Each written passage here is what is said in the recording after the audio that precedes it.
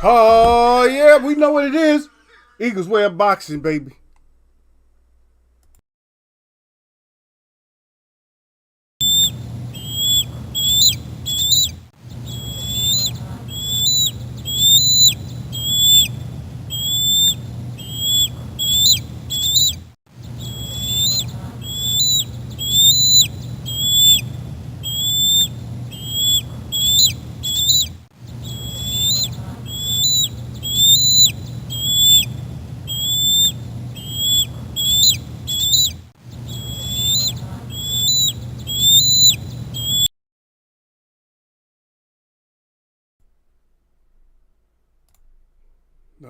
That's right. We up in here. Just in case somebody didn't know. Yeah.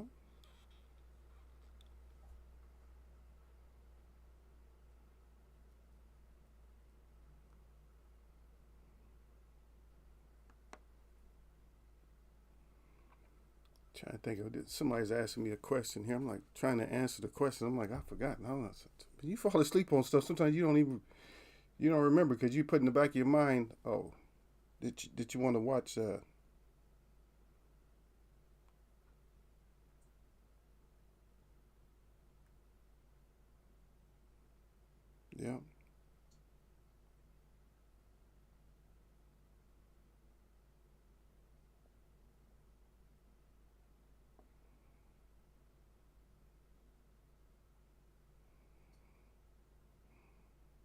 Hmm.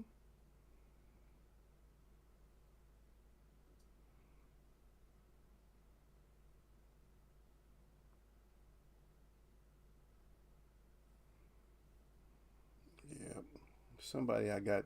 I have no business paying attention to. I mean, whatsoever. That's what always gets your ass in trouble. You know what I mean? That's what gets you in trouble. Paying attention to people that you shouldn't pay attention to, not necessarily in a bad way, but in a good way. And you just can't help yourself. And you should just behave. You just can't. There's a guy, kryptonite. So paying attention to some guy kryptonite, which I need to leave alone. And I will eventually. Not like he. It's not like immediately. Not immediately. I won't. Yeah.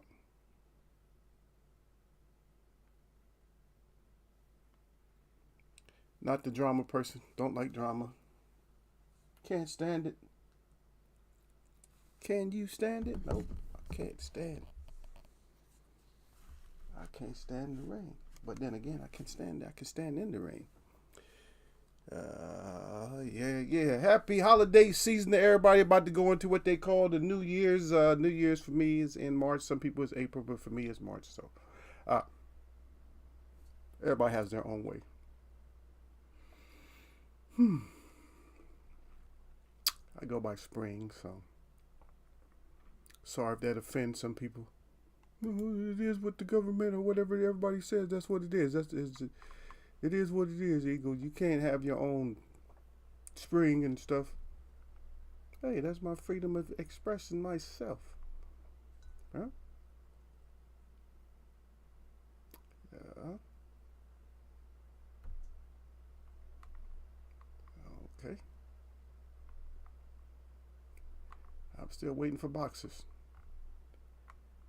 I'm still waiting for boxers to do what they are sent here to do, and that is to fight and to entertain us.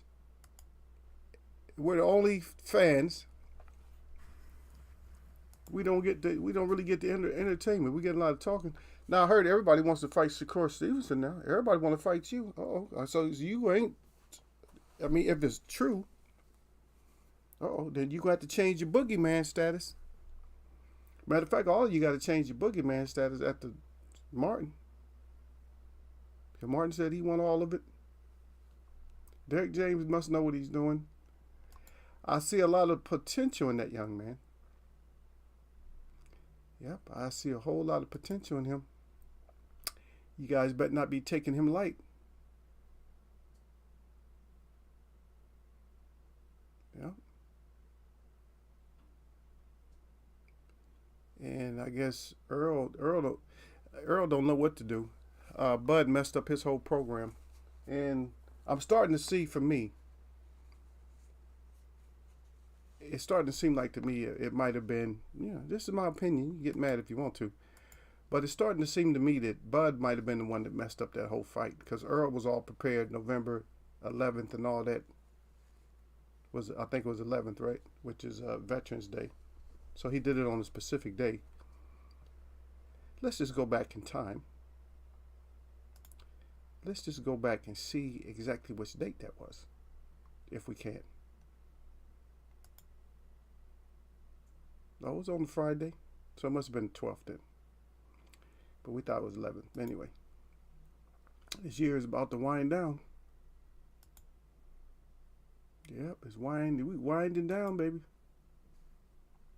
Winding down. This year's there's no such thing as I don't know. There's really no such thing, but it's only seasons. But if they want to try to number something that they can't number, and that's amazing. That out of all the talk about how many days there are in a year and all that, that man can't really number the days accurately, cannot time the day accurately, does not have a process that's universal that all of us can use to determine what time of day it is. Everybody's on a different time schedule. It's like, that's not something that's random. That's something that, you can't figure me out. You didn't create this. So there's no way so there's nothing you can do about what happens within it. You can set up disturbances or whatever else.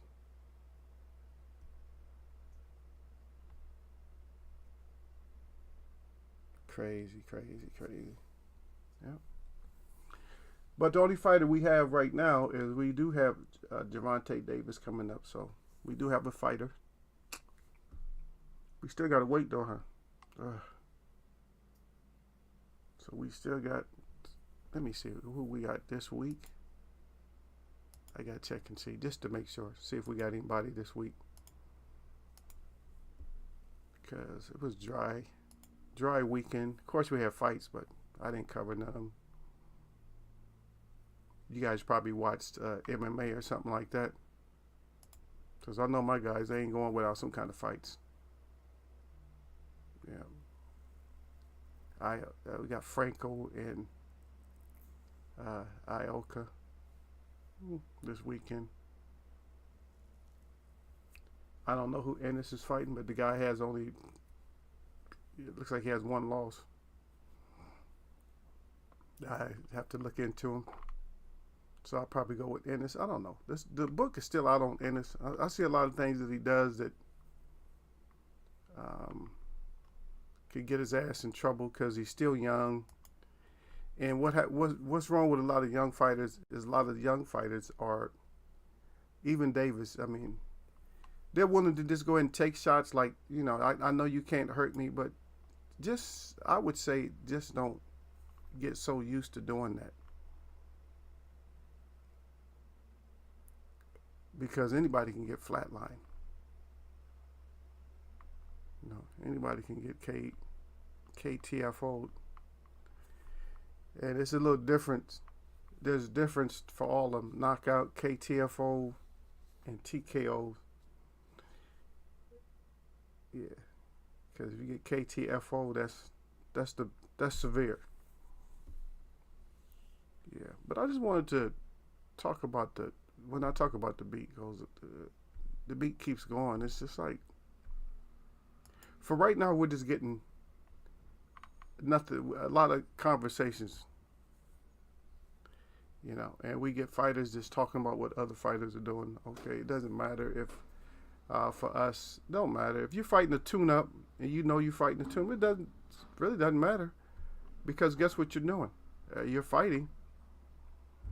It's like, I'm fighting a tune-up, but who are you fighting? You ain't fighting nobody.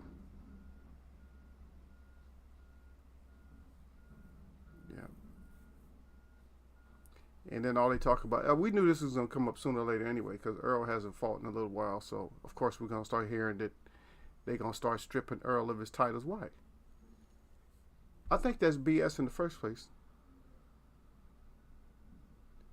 You know what I mean? Because if you paid the fees to have the belt, how are they stripping you?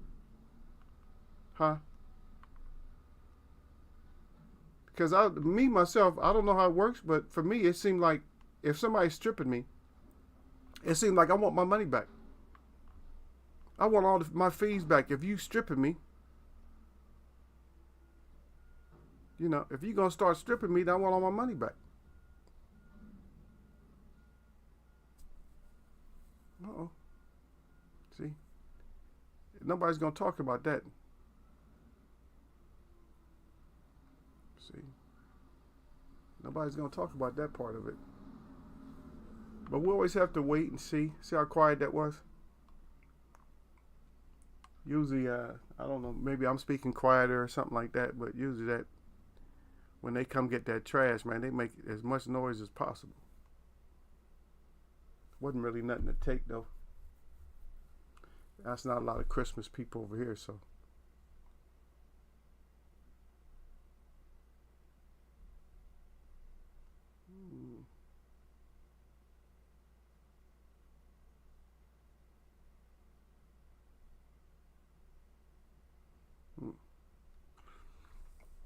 I don't know. And is it reported that Earl really have another car crash? Did he have a third car crash? Somebody's talking about a third car crash. I don't know nothing about that. Yeah. But one thing I did, okay, I was just talking about you guys' little brother. You guys love AB, but I was going to talk about him. And I heard somebody that was not speculating, but somebody who was, you know, that, because I guess Broner goes around just messing around all the time. And somebody said, yeah, that Broner, this is a big guy, he said that Broner's actually, for a little dude, he's actually strong. I knew Broner was strong because my Donna told that he was strong, so we knew that.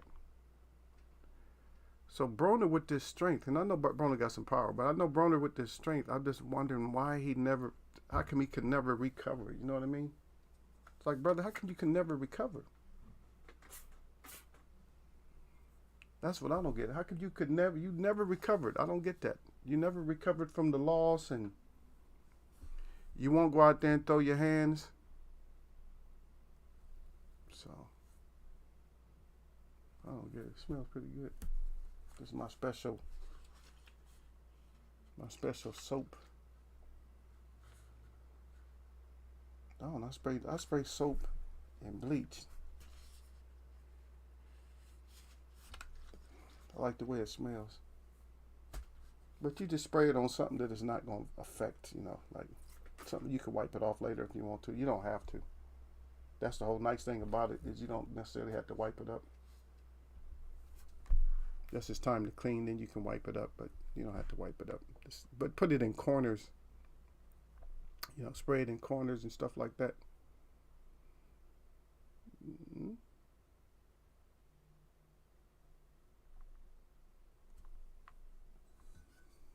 Yeah, I know you guys are still suffering from, a lot of you probably still suffering from them holiday blues. Not financially.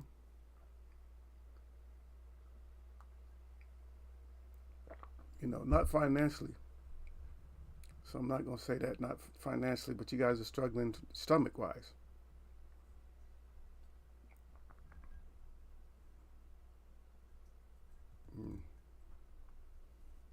Stomach is full.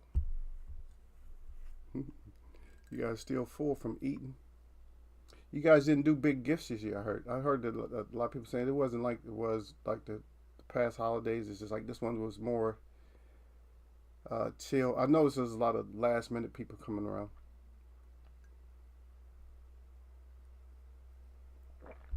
Ooh. That's good.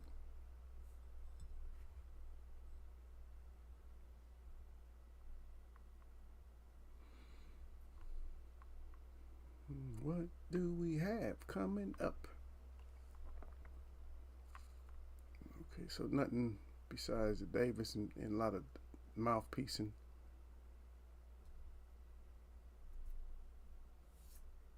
Yeah, that's crazy. I don't know. I don't know how these things work, man. I never got into it. I never cared. I made sure I proved that I didn't really care how these sanctioning bodies work. A lot of people care about that. You know, if you don't fight in such and such a time or whatever, it seems like it's different for everybody. Because you know what's crazy is every time there's a fight. Salute to Derek Bailey out there. I see you, brother. Derek Bailey, how come? Tell me how come is every time there's a fight with a belt involved that they're talking about stripping somebody like a month or two after the fight's over with, or sometimes longer. Sometimes they talk about it like right away, like you got a mandatory. We're gonna strip you, and they just drop the belt in the garbage. It's like I don't understand what this whole fight game is about. If these champions don't really care about belts, Lomachenko, i.e., just letting belts go. If they don't really care about the belts, then why are we tripping about belts? Yeah, hold on a second.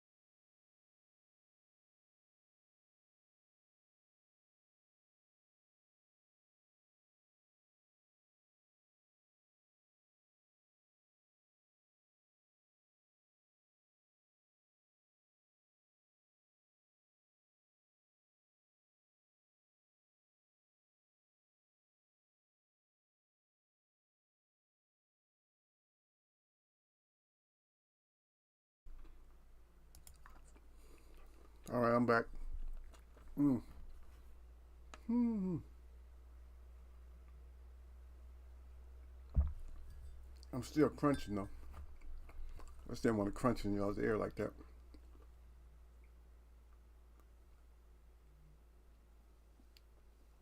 Derek, you got the hands up?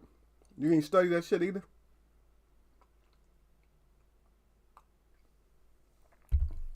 Yeah, you haven't studied it, but have you noticed that shit though? I know you haven't studied it, but have you noticed that?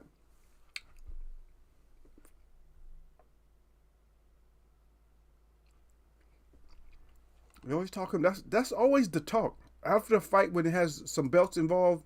There's always somebody's always talking about some kind of vacating the belts or getting stripped or something. It's like you paid all that money. You had to pay all that money for the belt, really, more or less, just to hold it for a second, and you just lose it like that. I just don't get it. And as far as Jerron Booth Ennis is concerned, I'm not sold. I'm not sold on any fighter. There's no fighters that is this unbeatable. There's none, not one. Crawford, none of them. None of these fighters are unbeatable. And I don't know if it's the right thing to throw him in there with Earl right away. Anyway, Earl ain't got nothing to lose. Earl's trying to kill everything right now, and they think that all that movement and shit is gonna just distract Earl, and you gonna get to Earl. Like, come on, stop it, man. We got to see all that. We haven't seen it yet. Earl's a different. That's a different animal right there. Whatever you do to him, he's going. Seems like he's going to do it back.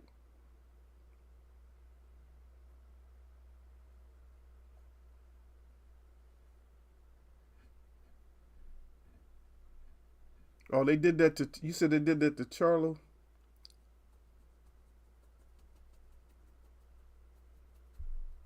Charlo too. Oh, Oh, okay. Charlo. He had to write it enough times to get it in. What you doing? You doing speech to text? Trying to do it in Charlo, rather. Yeah, of course. And it's just want to smoke. Yeah, because Spence said Charlo can get it too. Yeah, Spence. That's the thing about Spence. He ain't scared of nobody. He ain't scared of either one of the Charlos. That's 160 or 154. He don't. Arrows just don't care. He like anybody can get this work. I just don't. I don't like to see. I mean, I wouldn't really want. I don't really want Earl to fight one of the twins. They stable mates, but if they have to, they whatever makes sense as far as money wise, it makes sense. I don't even really want to see. If I keep thinking about it, I really want to see Earl fight Bud because I like Bud. And I think even if Bud win, Bud ain't gonna never. He's not gonna be the same after fighting Earl. Even if he squeaks by and gets a win or something, if he decisions him or something like that, he's not gonna be the same. Earl is just. He's just not. He's not good for boxing. If you are in boxing and you want to just have a lively, long, luxurious career, that's not the type of fighter. That's kind of like. It still reminds me.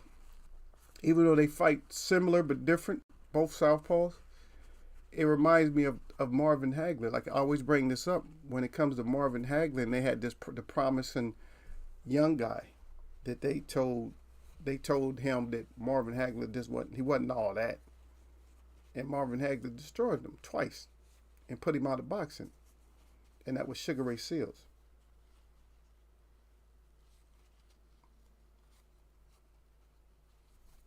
Yeah.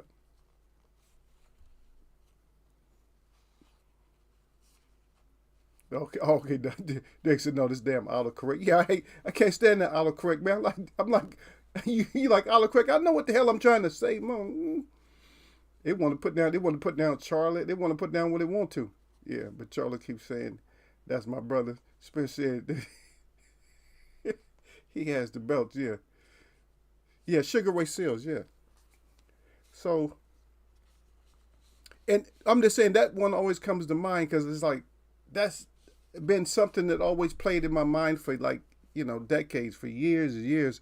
That's always played in my mind of when promotion goes bad. That's what I can say about when promotion gets bad, and the fighter takes like the horrible deal because fighters aren't necessarily. They're not going to necessarily run from smoke. They're going to be like, yeah, if you're ready. If you think I'm ready. See, because this is what a fighter does when he first starts. He wants all the smoke. Regardless. Even Earl, all of them. They want all the smoke. Now, when they start becoming more and more, when they start making some money, they become more independent, like independent in their thinking. And then they start actually thinking. Now, they'll talk shit, but see, it's different. It's not like I want all the smoke, but they'll start, yeah, I'll fight him. Now it's I'll fight him. I'll fight anybody. You sign a contract. They'll start, naming other stuff. But when they first start off, they'll just fight him no matter what. I only care about the contract. They just want to fight. Like Ennis is in that mode right now. I'll just fight. But that's a dangerous mode to be in. Because you might get exactly what what you want. And see, once you make that step up, like him and Ortiz and all that, once you make that step up, all you get now, that's all you get is big fights. That's all you get. And one little slip up in any of those big fights and it could be over with. Yep. Yep. Yep. Too early. But he may have never been ready. Yep. You say you're sure early, but he may have never. Yes, true. He may never have been. He fought Hagler in his 12th fight, right? Yeah, he was. Yeah, he was just. Okay, so he got out of the Olympics, and what they did is they tried to fast forward his career. And that was back at the time where Hagler just didn't have the prestige. Nobody called him marvelous yet. He was just getting, I don't know. I'm not going to blame it on the Petronellis because I think they were more training than anything. They weren't. Um, to be honest, I think BA had a little bit to do with a lot of his career stalling out. Well, he did have a lot to do with his career stalling out because remember they had to get, because the government had to get involved also. And that's when he started, more or less getting, he still got robbed. But that's when he started getting recognized. But it was before the government had gotten involved, or before the threat was made. So around that time, the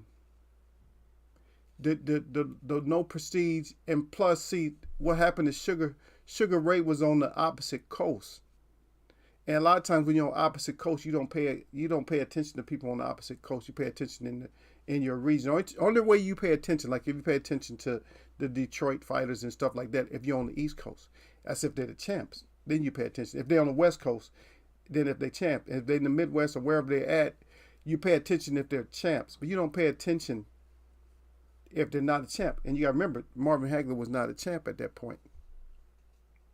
Yeah. Hagler didn't even have any wear and tear on him yet. Yeah. He's still, yeah. And yeah, he never tarnished from being a piece of steel. But we can always say that his speed and his abilities always was there. But Marvin Hagler didn't always fight like a ferocious beast all the time. He would just sometimes just come out and try to outbox you and beat you. And that's why the Duran fight was so close. Because it's crazy how his Duran fight was close, but Duran's fight with Hearns wasn't no contest. That's crazy. So it depends. So when they say styles make fight, styles make no fight. So we have to take a step outside of that. Also, there we can't just use styles make fight, styles make no fight. We have to also say that some fights shouldn't be made. Yeah, and that's what that is. That sometimes some fights shouldn't be made. It's like, no, you shouldn't. We got to stay away from this. We can't make this fight.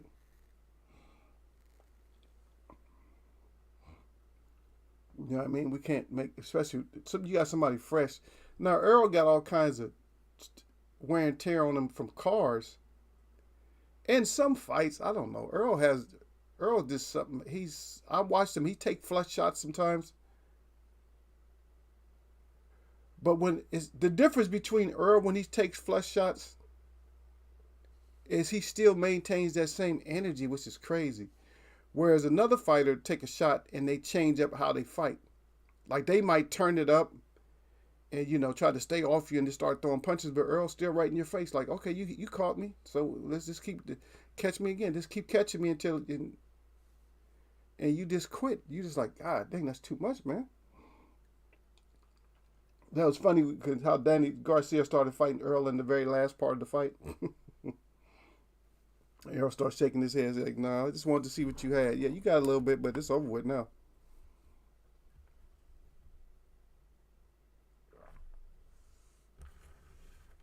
It seemed like to me Earl Spence does not like Garcias.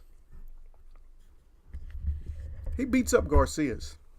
You Garcias don't have a chance against Earl. So that's what Earl should be fighting, nothing but Garcias. He should be looking for Garcias to beat. Yeah. And Tank, yeah, a lot of people.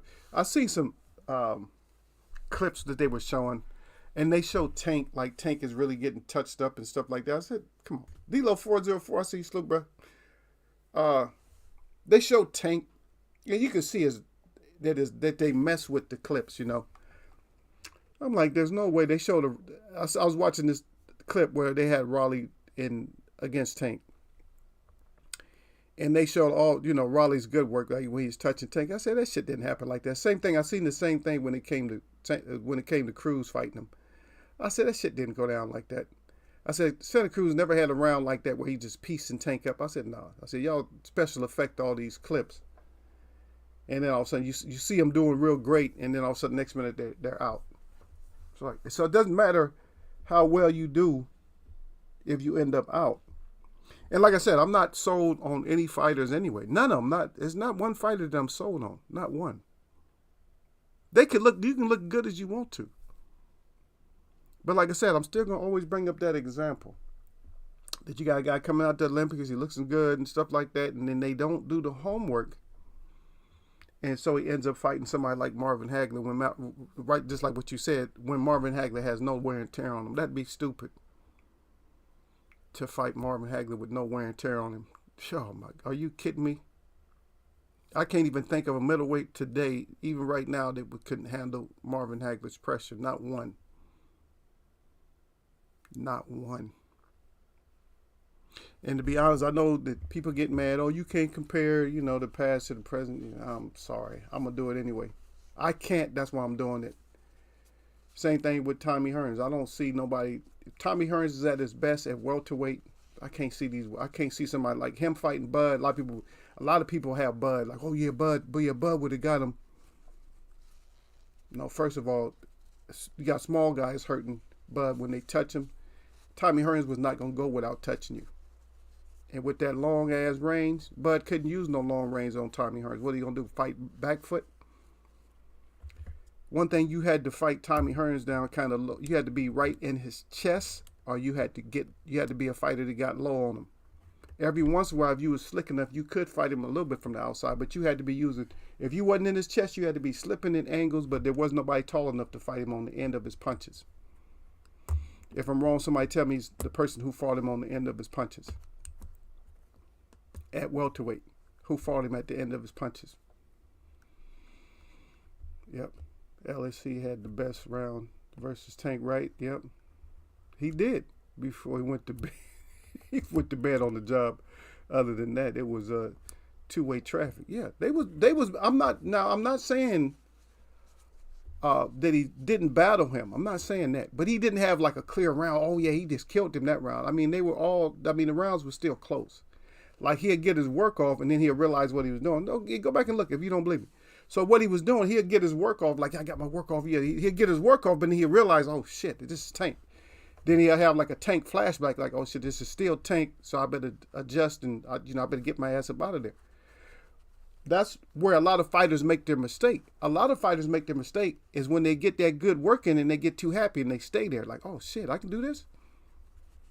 No, you can't do that. You can do it for a while. I've seen people do that against Mike Tyson.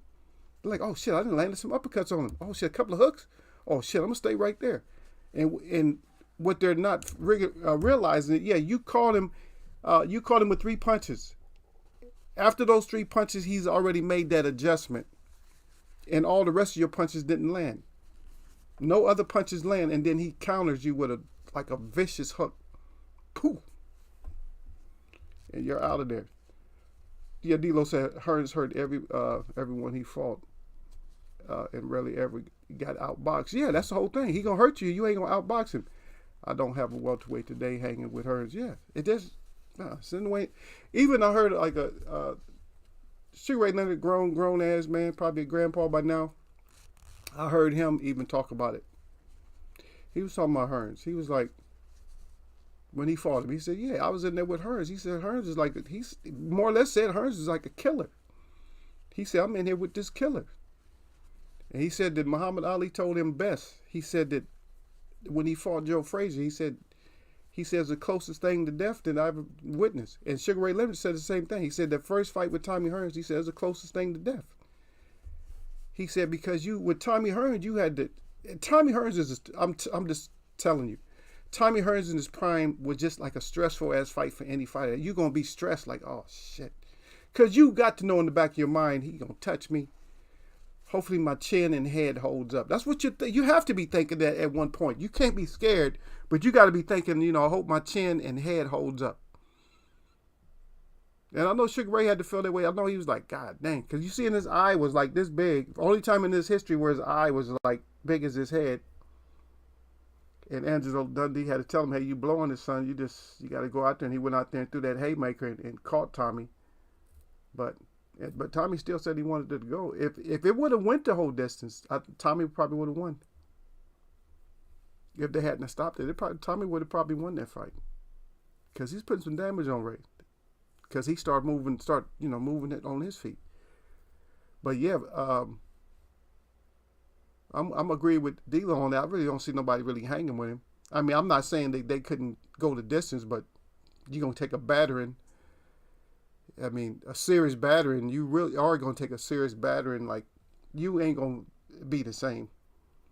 And we don't have a lot of fighters that are really career ending fighters. And I'm sorry, a lot of people get mad at me for that. I think Earl Spence is just that one of those fighters. He's a career ending fighter. Him and Deontay Wilder. Deontay Wilder has knocked out every opponent he fought, including Tyson Fury. He has knocked him out. Now, you can argue and say he didn't, but a knockout there's no time limit on knockouts. Just to let you know, there's no time limit. Even knocked down. I don't think there's a fighter in history that's knocked out every opponent or knocked every opponent down. Yeah. But you're right, though. He said, I don't see nobody really hanging with him because it's just like too much. But what are we talking about? Pepino, but Hearns put him to bed. Yeah, but Pepino, that was a dumbass fight. That was just a dumbass fight. Trying to stay on the outside. But look, you see what happened when they got in the center of the ring when he got clipped, right? Once Pepino got clipped in the center of the ring, that was it. It was over. Yep, Amir Khan is a perfect example of getting too happy or greedy and staying in there. Yeah, exactly. That's a good point that D'Lo's bringing up too, though. It's just when you get complacent, you get happy. Like, oh yeah, I can do this. I could trade with him.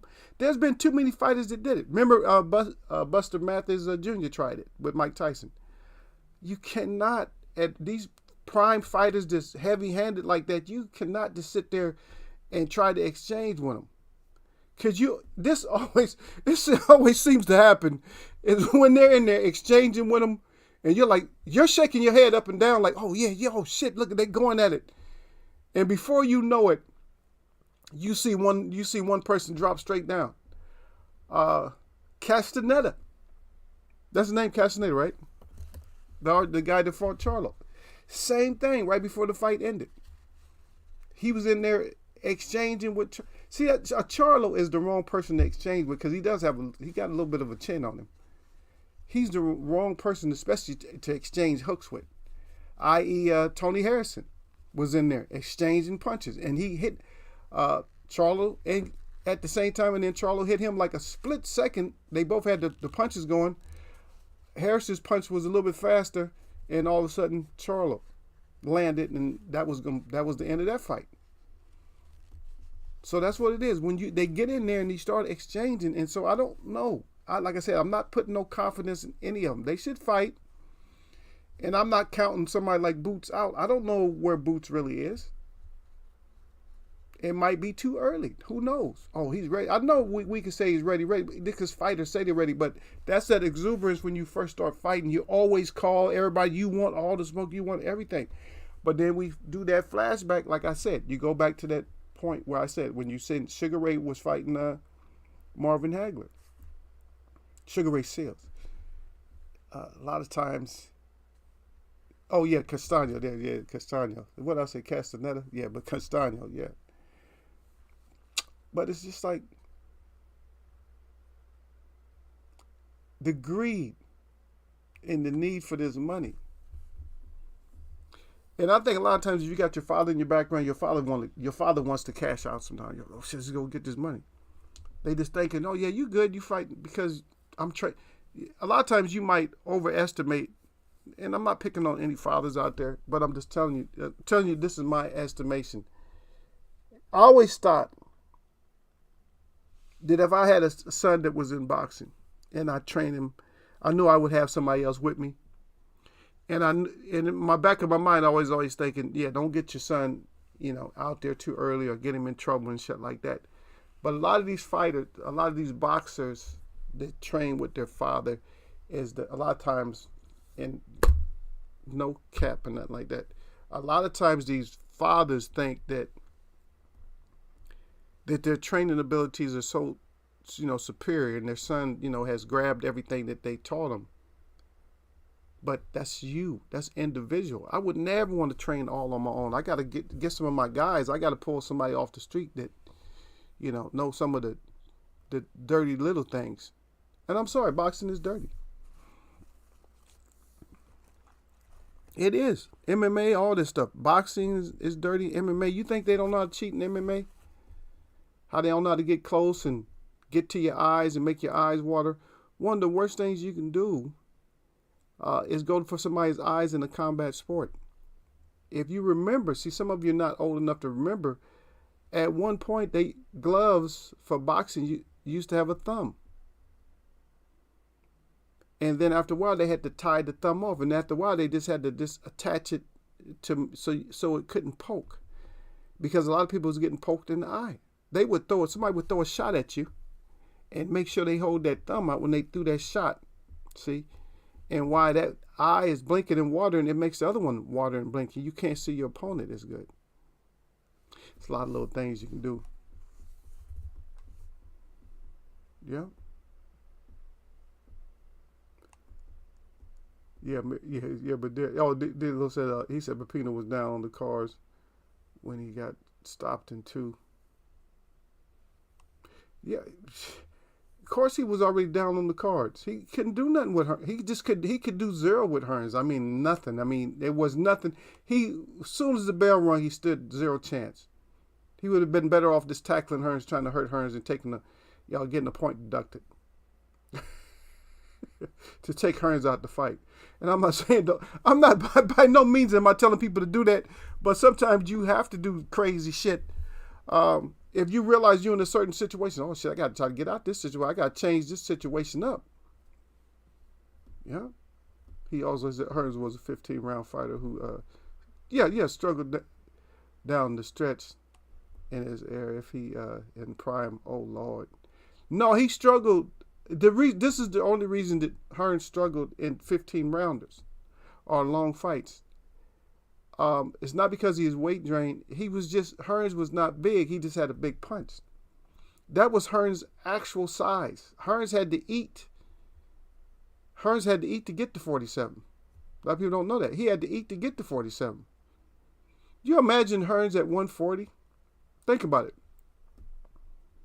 Just think if somebody like Tommy Hearns fought at 140 his whole career. He wouldn't have had to have stamina. Because you realize he still got a heavyweight punch at 140. He punched like a heavyweight, but he's at 140. Oh my, are you kidding me? Punching like a heavyweight, not a light heavyweight, not a middleweight, but punching like a heavyweight at 140. God dang. He wouldn't have had to have stamina. Because everything he touched, he would have just cracked in half. He would have just split. But anyway, I appreciate Dilo being here, man. We haven't seen Dilo for a while, man. I know you do your thing, man. Halftime I can't catch you, but sometimes I think I caught you a couple weeks ago or something like that. Caught one of your videos or something. You and Lala D be putting out that little content. I got to catch you guys. Yep. Yeah, Derek said, he stayed at the end of Hearns' punches. Yeah, you stand at the end of his punch. That's where the snap happens. That's the people that happened to. Those are the ones that took the most damage. But some of them took some of them. The knockout was so clean that they didn't have to. They still had a career. I tell you that same thing happened with Roberto Duran. Tommy Hearns saved his career. Can you imagine if Tommy Hearns would have beat Roberto Duran up for 12 rounds? Duran couldn't have came back into boxing. But he took a clean knockout. He just took a clean KO, like boom. He did the crybaby. He did the fall, falling on his face. Yeah. Derek Bay said right at D'Lo. Yeah.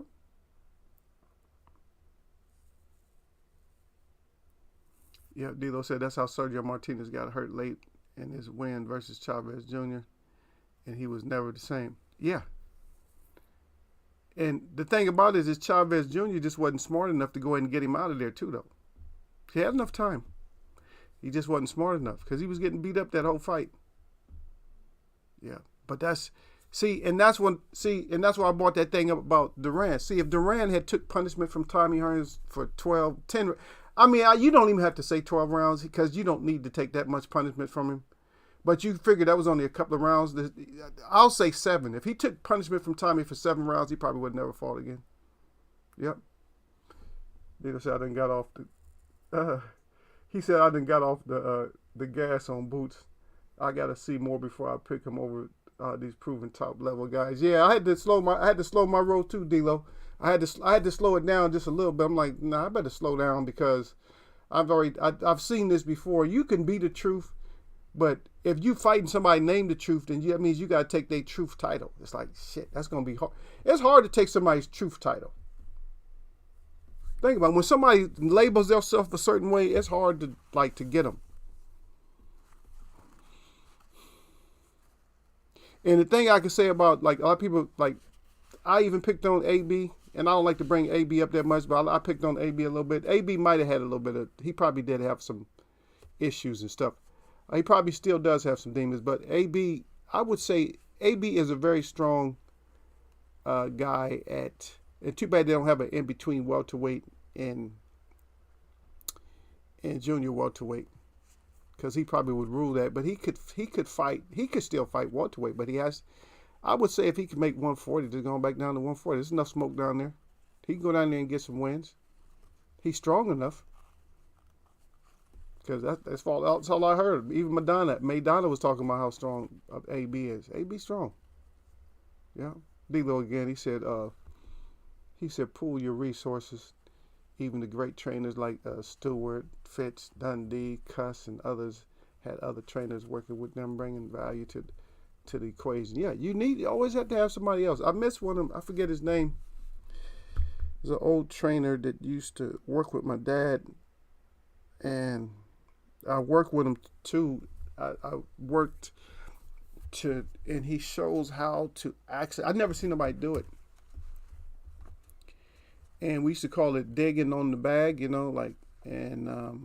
it's just it's a technique that you use there's a couple of techniques that you could use the bag to help you to make power, to boost up your power and stuff like that. And I've never seen anybody use it.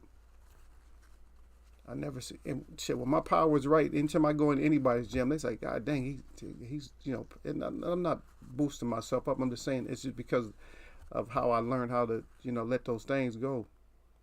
He said, okay, you corrected me? D-Lo corrected me. He said, correction. As soon as Pepino signed that contract, he was wobbled. Yeah, he's probably shaking when he was signing the contract. Yeah, his corner knew what to do, though. You see how fast they acted, though. So they knew. They was like, just in case. So you probably will. They told him, you probably can beat this guy. But just in case that power's for real, we got to be, on the merch. They got to be like EMTs and shit. When your corner men turn into EMTs, you're in trouble. I look at Derek. Derek, he believe in Duran's story. He said hers, and those 2 women beat Duran that night, Eagle. If that would have been true, though, and that might have been true, but see, Duran could fight like that. He could use that for an excuse, but see, on a normal fight, he could fight the way that when he explained himself doing those things that he did, see, he could fight like that. See, the thing about it is when you fight certain people, you can't do your usual shit. When you can't do your usual stuff, I'm just telling you, you can't do your usual shit against everybody, and that's what it was. If he would have came in stronger, he would have just went out colder. It might have been just like what I said. If he came in and he had never had that rendezvous the night before or that week, when he came in, he would have lasted 6 rounds and probably never fought again. Because his arrogance and cockiness would have kept getting him up. Once Hearns done knocked you down twice, you ain't winning. If Hearns got 2 knockdowns on you, you probably not going to win that. If he got 2 early knockdowns, because think about it, because you figure 2 knockdowns in the second. So say he survived. He runs he stays out of trouble for the third. The 4th round, he's going down at least once or twice again. And if he goes down once or twice in the 4th, he's going down again in the 5th. In the sixth, the ref has seen enough. In the sixth, he's probably in the corner unconscious, with just like what Tank was hitting the guy. Remember, Tank was hitting the guy with the uppercuts. He was just sitting there like this. Looked like he was just. That's a damn shame, man. You supposed to be boxing and you doing this. You giving everybody the what's up chin, and you supposed to be boxing. Yeah.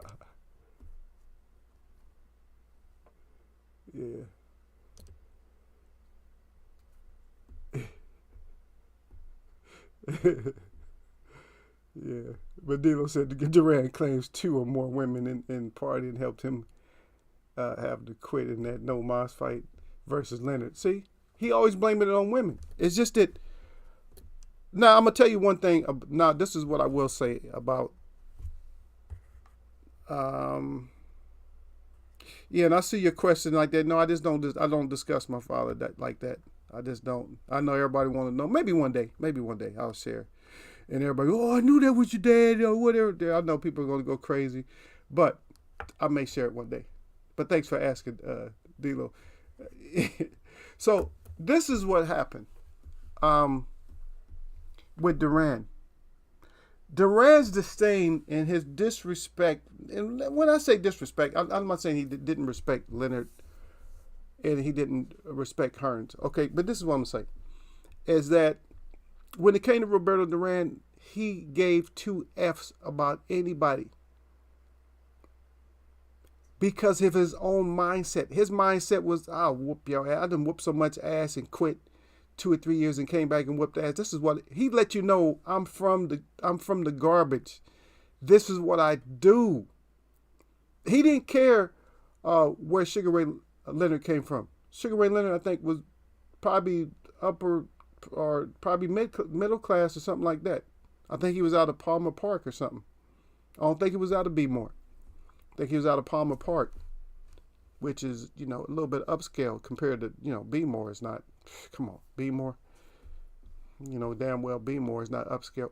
I'm not saying Beemore don't have no upscale. But that's Derek's old stomping ground. Oh, Beem. Yeah, Beemore was so tight that my family had to get away from Beemore. He's like, okay, let's get out of Beemore. It's like, I'm going to be more away from Beemore. Okay, let me stop. Okay. Yeah.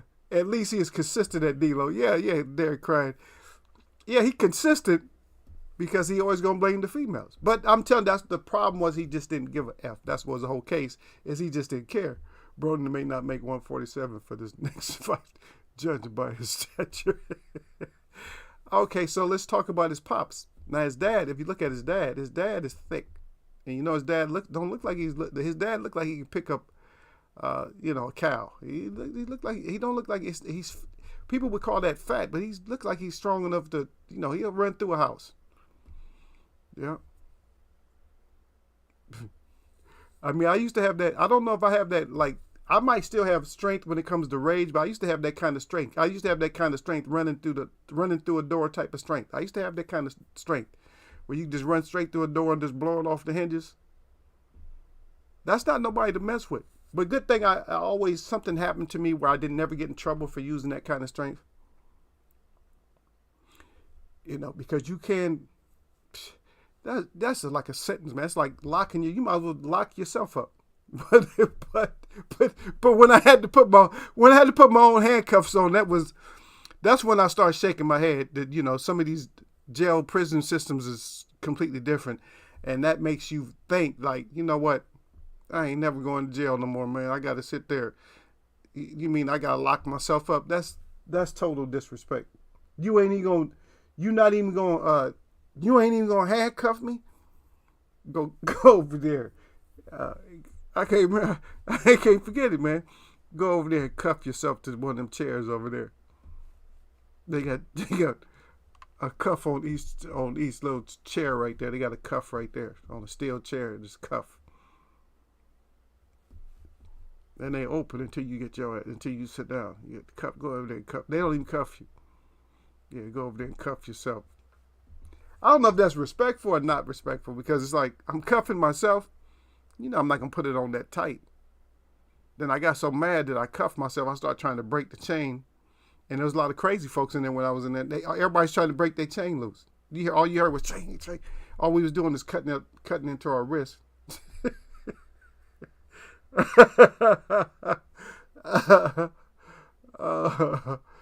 Yeah, yeah. Okay, D-Lo said Harry Wiley, Senior.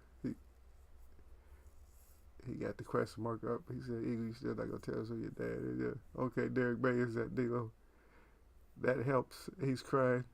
D-Lo cried. D-Lo's like, EMTs, yeah.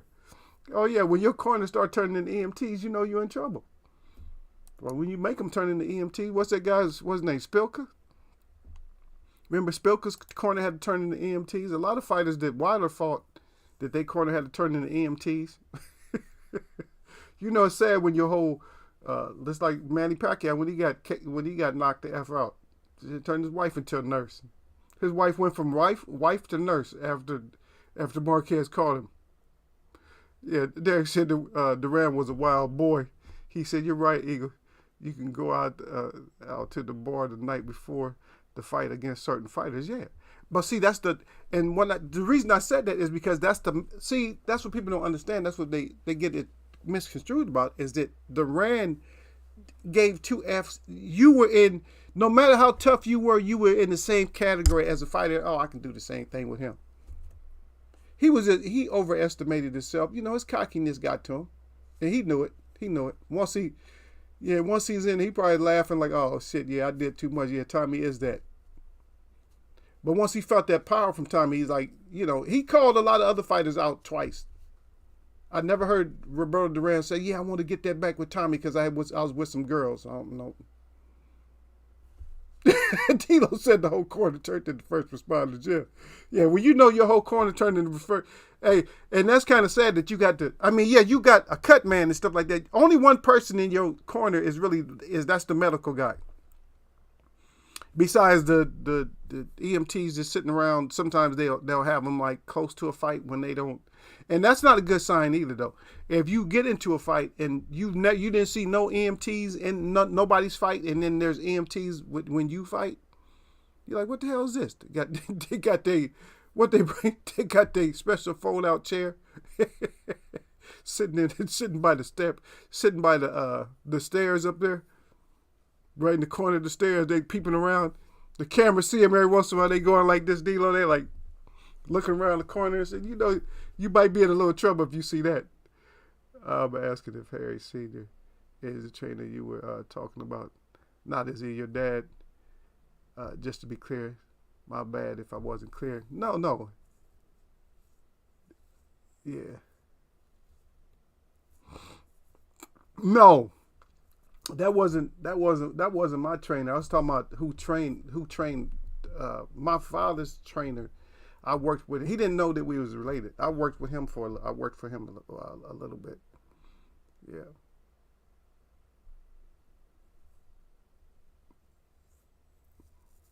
Yeah. Dino's how I certainly respect that. Yeah.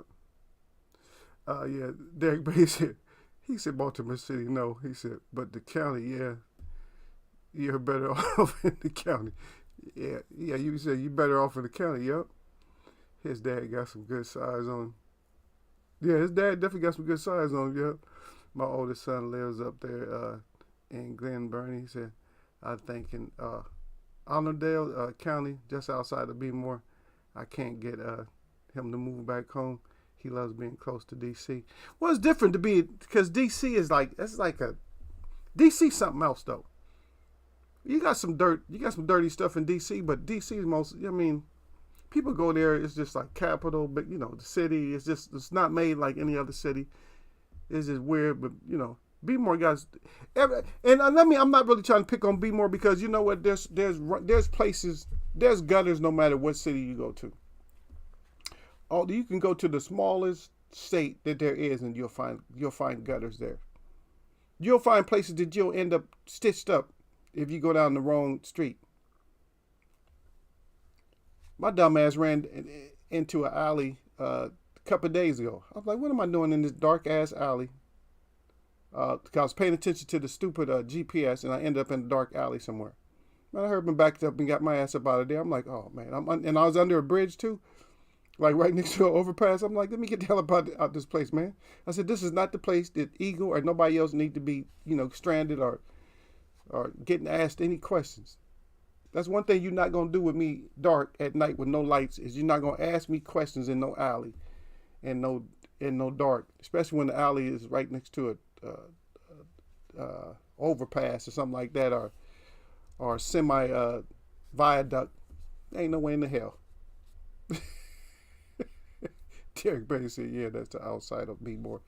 And Dino, that's the outside Spilky. Spilky said, "Shit, the whole arena turned into EMTs or concerned bystanders." They thought they saw his soul leave the building. And so I didn't even mention Santa Cruz either. I didn't even mention him. So the same thing happened with Santa Cruz. I think that was probably one of the most traumatic knockouts ever. Okay, not that it was the worst knockout, but I'm gonna tell you why that knockout was so bad. That knockout was so bad is because, Santa Cruz's dad was, had just went through a lot of stuff, and he was over in that same corner in his wheelchair. He was in that corner. You imagine that, your son, you already hurt you in the wheelchair, and he collapsed right over on your side. God dang. Yeah. Dino, I don't know why I mess with y'all. Y'all so stupid sometimes. Y'all going off. Dino said to everybody, he said the whole arena. He said everybody turned into concerned bystanders and everything else. Yeah. It's just, I think he kind of turned into the shot too, though. Because he just threw a shot, and he was like, I think he was ready to throw another one. He kind of turned. I think Wilder, when he got hit, I think his body, this is why I think it was such a powerful shot. I think his body wanted to turn with the shot, but I think his body, if I'm not mistaken, I think his body kind of locked into like the canvas. Instead of like loosening up the grip, I think his body kind of locked into the canvas, so his body like wanted to turn, but it didn't. And his whole head like spent around. He did that owl head spin, right? His shit was like, he spent his shit around like an owl, like, whew, yep. D'Lo did say that. He said then Spilker was on the stretcher talking about Wilder can't punch. He can't punch. Yeah. He never fought again, huh? Okay, D'Lo's at Derek. He said, yeah, I know it's outside of Be-More. Just not sure. Oh, he said he's not sure of the county. Yeah. Yeah, I think that's Ann Arbor County. Yeah. D'Lo said it, Derek. I knew I had butchered the spelling. Thanks for having my back on the phonics tip. Hey, we all hooked on that. You guys not speaking to the best English speaker in the first place. You guys already know that. I'm getting better, though, since I've been doing this, though, right? Ain't no telling what might come out my mouth. It might sound like it came from eight places in the United States all at once. That's how I talk, though. Well, see, the thing about a lot of my speech, and see, I like certain stuff, like the certain stuff that they say in certain places. Like, I even like some Maryland stuff, I think it was funny, like in the early 2000s, in D.C., they used to say, when they was taking over shit, they used to say roughing the house or roughing off and shit like that. So a lot of my language, like I'll like a certain words and stuff, and I added to my vocabulary. I said, I like that. And people say, oh, you from here? I said, nah, I just like to use, I like people's phrases. I like certain phrases.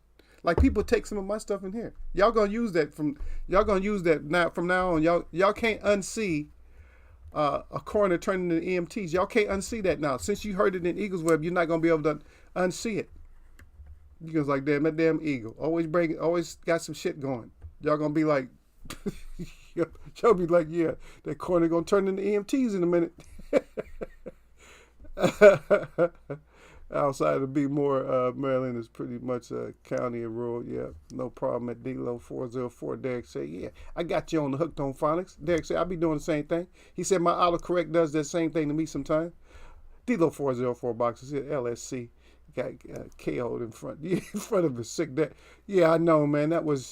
I know. That's, you know what? And I'm not going to say I'm really sentimental like that, but that kind of That was kind of sad to me, though. I mean, you got to have some kind of heart. You can't be like, yes, lift you get for talking shit. You know how we get hype. Sometimes we get, as fans or as people that people in his family got like extra hype. Yeah, I thought y'all said he could hang with him. Now he got knocked out in front of his dad. Look at his dad. I'm just saying certain people are just, they too much, man. They do extra. It's not like the old school 1940s extra, read all about it. Or what was it, 1930s, whenever Superman came out. That's why I heard it. But anyway, it's not that kind of extra, but people just do extra. Come on, you doing too much. You know that man's sick and everything else. Y'all ain't got no kind of concern. When people jump up and throw the fist like that, instead of going, oh shit. Like sometimes Wilder take people out and everybody just get quiet. Like, first everybody go crazy. Oh shit. And then they go, oh. Then all of a sudden, the whole audience just goes, just like Nilo just said, like, oh shit, he made the whole audience concerned. I think that's how it was when he put Brazil out too. Everybody went from, but I don't know, everybody was excited so long with the Brazil knockout. People went crazy. Like, people just like,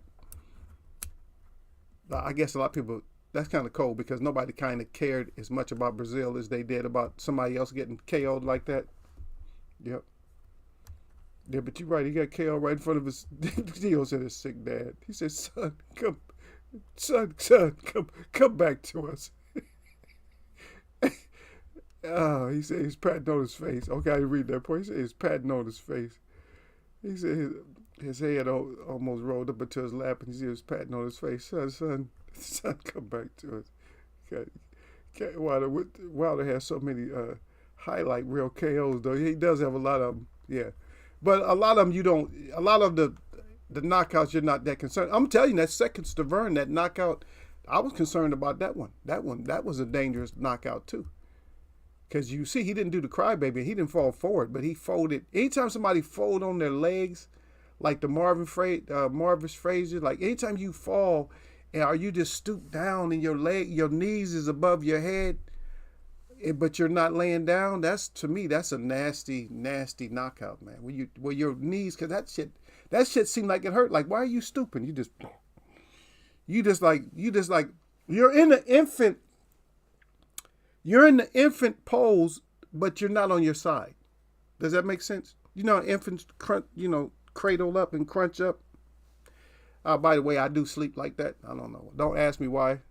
I find it comfortable. But I sleep on my back. If I don't sleep on my back, I sleep like a baby. That's how I sleep. Grown ass man, that's how I sleep. Either on my back.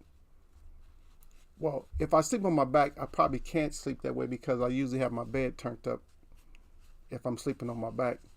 I got the legs up, I enjoy my bed, man. I got that power bed, so I enjoy that. Yeah. Dilo said, yeah, he said Spilker has been KO'd a time or two since his soul re-entered his body post-Wilder. Wow. Yeah, okay, I know what you meant, though. Dilo, you guys always go back and rewrite. Dilo put the real, oh yeah, I meant real, though. You know the real. Oh, wow. Yeah. Just as sure as I'm typing, I literally was worried that Tank had taken Leo from his family and from the living. He took a while before he moved. I said, Tank, this man in front of his pops. I know that was probably like, to be honest, that's probably one of the saddest. There's probably like at least 5 on everybody's list that's real vivid like that. I mean, that was a bad one. The Manny Pacquiao one, that was bad. Because I think Roy Jones called that one. Roy Jones said, he ain't getting up. I believe, wasn't it Roy Jones that said that one when Pacquiao was out like that? Yeah. The Roy Jones was like, he's not getting up. I'm like, he's out. Roy's like, Roy know what out looks like. He's out. Another sad one, where he did go out again, was Mike Tyson crawling around on the ground, picking up his mouthpiece. That was kind of sad. That one was sad. it wasn't the most like devastating. I mean, devastating where the person actually lived through it. But yeah, that one. Damn, I probably can think of a lot of them. Terry Norris versus Julian Jackson. God dang, that was Roberto Duran, like I said, versus Tommy. Because they all have that look in their face like, when you do the crybaby, you look like you drunk. Like, you look like a drunk. Like, this fell on your face. It's just sad. Stavern got messed up in there. It was ugly. Yeah, that was pretty nasty. Yeah, because he was all over, he fell all over his leg, man. I don't like, when their leg is, you know what I'm talking about, when your leg is in back of you like that? Yeah, your leg is all in back of you, like you about to do a backflip and shit, but you too low to do it. Yeah. Yeah, that was nasty KO at D-Lo. Yeah, he has to burn in the praying pose. Yeah, Tank almost killed the D-Lo again. He said, Tank almost killed Leo. And it pops with one nasty ass shot. Oh, but this is the worst thing though. And see, and you old media, you guys have got to learn how to stop this bullshit of hyping up these fighters too much.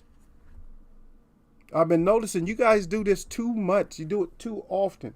And you hype these fighters up because Al Bernstein, you're one of the main ones. And you did it twice. You did it when Wilder was fighting Brazil. You did it, or actually I think it was Polly. So Polly does it too. Oh, give credit to Brazil for standing up to Wilder, and then Brazil was out.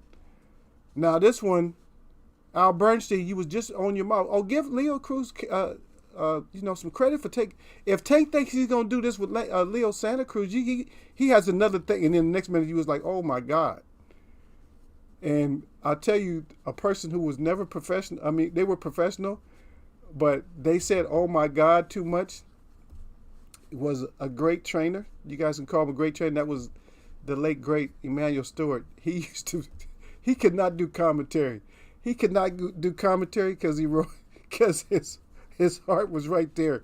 His heart was right there on the sleeve. Anytime some like heavy action was going on and somebody was about to get KO'd, he'd be like, "Oh my God." He used to be like, "Oh my God." And you're not supposed to, when you're doing commentary, you're not supposed to, "Oh my God." I mean, he almost was as bad as Snoop. Because Snoop was like, "Oh, Lord." Snoop was like, I know a lot of people don't like it. And they got mad because Snoop was doing the commentary, but Snoop was, "Lord have mercy." He is, "Lord have mercy, Jesus," or something. They gotta stop this, man. If y'all want us to get serious about this boxing, man, it's even hard for me to even do. I can come and do my show. I want to throw up some stuff like D-Lo throws up a lot of content. I want to do stuff, but I don't know. Sometimes I'm too. I don't know, man. I'm just not the right person to do stuff sometimes because I laugh too much, man. Because things become too comical for me, man. And I always had a twisted mind, so it's like when I hear Manny Stewart and stuff like that, and when I hear Snoop Dogg or just anybody, or even Morel, what's his name? Even the guy with the colorful language, what's his name? Morello? I forget how to say his name. I don't want to butcher his name, but you guys know who I'm talking about. You know, but he always has some. He said, he said somebody went down like a plate of like Alabama barbecue. He said Brazil. He said he made it. They felt they felt the earthquake in Brazil or something. He's real quick with the tongue, man. See, stuff like that's why I can't. It's hard because maybe I'll do it when I've been wanting to do it. I always say I throw out a couple of things, but I like to have more to put out there. But for me, there's nothing out there because I don't follow sanctioning bodies. I don't know, and I'm not going to dig and try to find out every law because you know what? When you start finding all the laws of what they can do, there's always something else in fine print that they could do that you didn't know, and you went to do all that. I want to explain shit, and then I left out some of the fine print. I don't want to do that. All I know is me and Derek talked about earlier is that they always threatening the champs. So like they got their fees out of you. the sanctioning body gets their fees, and then they always talk about stripping you. Oh, you got to fight such and such now. We're going to strip you. You didn't say that before the fight. All that stuff, and just think about it, they have to know all this stuff before the fight. You think they don't know before the fight what they going to do? And it seems like there's always certain people have to fight certain people. I haven't heard shit about Usyk. I haven't heard nothing about Usyk. And Usyk fought way before everybody else. He fought AJ months and months ago. And I ain't hearing shit about him. I ain't heard a damn thing about him.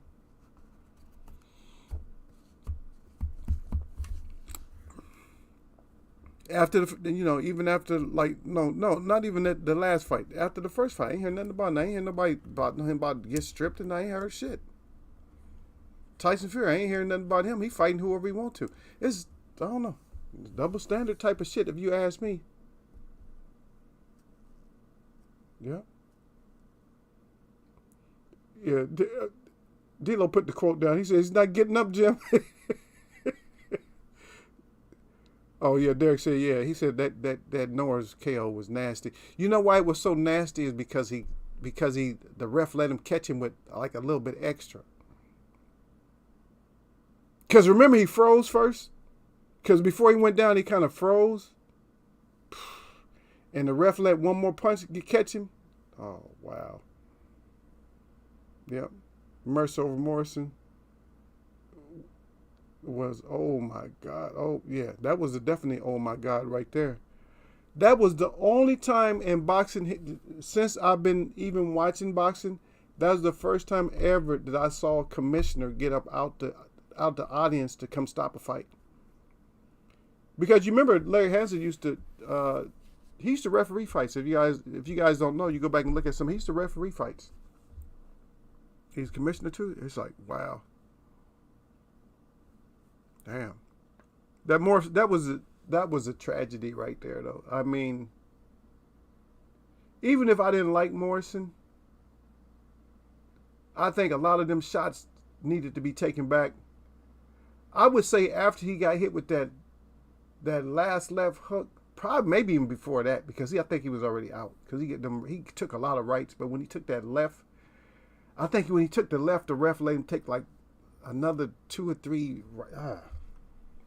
It's just a nasty situation because he was already folded, like his knees was already bent. He was already like, I mean, he had to stay up. Those punches it's like somebody knocking something up against the wall. The punches is what held him up against the ropes. His hands, nothing was holding him against the ropes. He was getting knocked against the ropes. And Mercer, I think that's another fighter that got cheated out of stuff. He got cheated out of championships and stuff. Because Lennox Lewis can outbox him, but he couldn't outfight him. He was hurting Lennox Lewis in that fight. He was beating the shit out of Lennox Lewis. I know Lennox Lewis went in there thinking, "Oh, I'm way more skilled." But you got to use every bit of your skill when you fight somebody like that, because Ray Mercer, I don't even think I ever even seen Ray Mercer ever even go down before. Ray Mercer had the iron chin, and once he got your ass, that was it. Man used to say, "Oh my God, yep, yeah." I made a compilation video, commentators putting their foot in their mouths. Okay, shit, man. What date is it, man? I got to go back and check it out. Mercy, yeah. But Derek said right at D-Lo, yep. Fury was retired. Remember, yeah, Fury was retired. I don't know. Fury, it's always some bullshit. Fury, I'm not gonna fight, and yes, I'll fight this.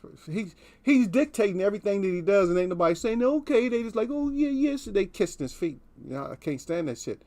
D-Lo said, Eagle, check your inbox on IG when you get off, and thumbs up. It's in my sergeant, and leave a comment, please, sir, in my Lala D's voice. Okay, I checked my IG. I was just off. I just checked on IG. I don't think I sent it to you, but I sent to Derek because I just sent Derek this little, it was a little snippet of Wilder being cognitive of what Fury does well. And my question to Derek was, Wilder is saying that Usyk has a chance, but Fury would probably, envelop his stature on him. And we covered this all the time, D-Lo. I don't know how Eagle be covering this shit, but when I cover stuff, it ends up being true. Because Wilder knows exactly how Fury fights, but guess what? The one thing he never gave us his solution. Wilder, there is a solution to get that big guy off of you. You don't have to let a big guy just be all up over you. He's just 2 inches taller than you. Lateral, slick movements. You need to get some movements like Tank. I'm going to tell you exactly what happened. If you go back and look at the Raleigh versus Tank fight, the same thing happened with Raleigh, but Tank is smarter. Raleigh tried that same bullshit. I'm gonna use my size, and that's why he lost the fight. He went into the fight as a loser because he was thinking that I'm just gonna overpower Tank and just take it to Tank, and that's all we had to train for. That's what we know you're gonna do. See, instead of saying I'm gonna put skill set up versus skill set, you gave me what you was gonna do. People, I love when somebody, if I know somebody, all they're going to do is throw his haymakers, I know how to tire your ass out. Okay, just let you throw your haymakers. I'm just going to time a haymaker. So you time a haymaker. 1, 2, 3, bam! See? 1, 2, bam! That's when you throw. See? Don't give somebody one thing that they have to worry about. That's only one thing you got to worry about. And that's what Tyson Fury's. He's banking everything off his basic skills that he has. And he's just getting fat. Like, okay, I'm going to make my body fat enough where they're not going to hurt my body here. They're not going to be able to do this. I'm tall and long. I'm just going to lay on them and get paid. That's what he's doing.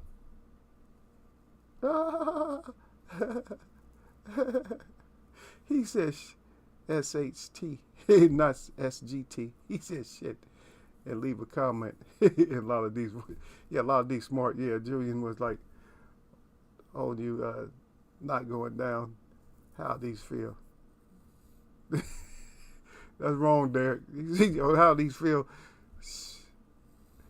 Yeah, shit. They damn sure don't feel good. Dino said I hated Morrison in the Rocky movie, but I thought he was a damn good heavyweight for the era. He was decent. I tell you what, he had decent skills, but what skills you got to? He didn't have decent enough defense though. Because his chin makeup wasn't that good. Because remember the guy he was supposed to beat, so he was going to fight for another title? He was going to fight for a title? And the guy ended up putting his ass out. Was it Bent? Was it Michael Bent or something like that? Anyway, D-Lo's back. He said Morrison got knocked stiff against them ropes and couldn't fall. Yeah, he couldn't fall, man. Lennox didn't win that fight. In my eyes, D-Lo said, no, Lennox didn't win. Oh, he got his ass. He said he got his ass whooped. I thought Mercer had won that fight in the Holyfield fight. Yeah, they used to rob Mercer. I don't know why. And see, this is what I don't get about that, Derek. See, you a war guy or a military guy, and it seemed like America always loves us. And then when it comes to us doing something that, like that would I want to say this the right way because I know people come in and they get all sensitive. But had that been another, Army hero, and I'm going to just leave it like that. Had that been another Army hero, it would have been so many people backing him. And the fights that we know he should have won, he would have won. That's all I'm going to say. And I didn't bring up anything. All I said, if it would have been somebody else. And so I let my people figure it, just try to put somebody else in those same shoes. I didn't bring up nothing about color, race, or nothing, or whatever kind of bullshit somebody want to try to say I was saying. I didn't say none of it. All I said, if it was somebody else that was a war hero or a veteran or something like that, they would have been all over it. So stop it. Yep. Yeah, but D-Lo said he don't think he won that one. Yep. Yeah, Derek said, but Mercer didn't always like to train. Yeah. Yeah. But he's coming in. One thing about Mercer had a second win that nobody else had, though. If Merciless got your ass in trouble late, he's going to get you. I don't think Fury is going to beat Usyk. Usyk is not going to be stupid.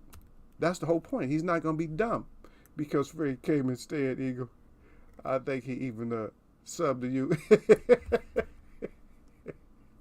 Yeah, I had a show for Wilder to show, and me not knowing shit. I had a show for Wilder, and Fury was the one that came in and took all the notes. Derek said, "Damn, Fury took your playbook,